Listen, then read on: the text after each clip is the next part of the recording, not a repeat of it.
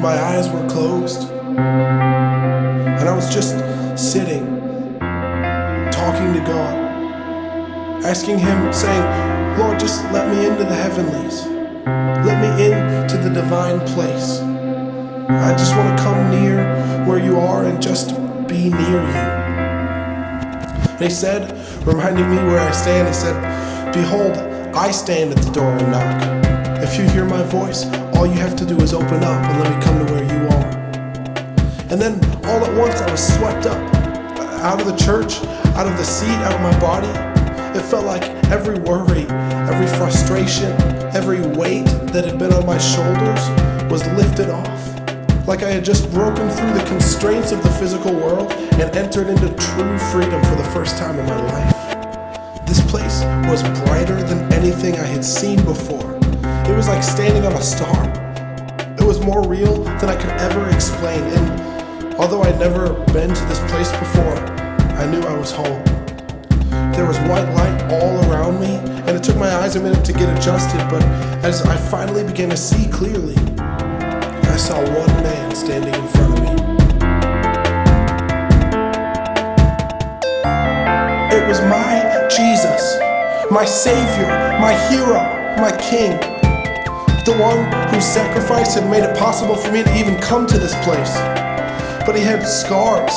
He had deep scars all over his face and neck from where his flesh had been torn and shredded by the crown of thorns and the whip that had struck him for my sake. He had scars on his hands, deep wounds from where the nails had torn through him. He said, I'm so glad you're here. Finally, I've prepared a place for you. Come, let me show you. And he held out his hand for me to take hold of it and follow him.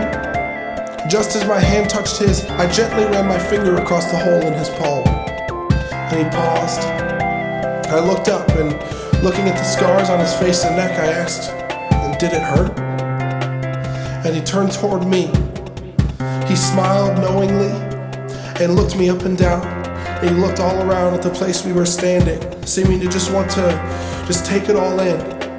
And he said, sincerely, it was worth it. It was worth it. He said, it was worth it. And to this day, I just can't get over the honesty in his voice.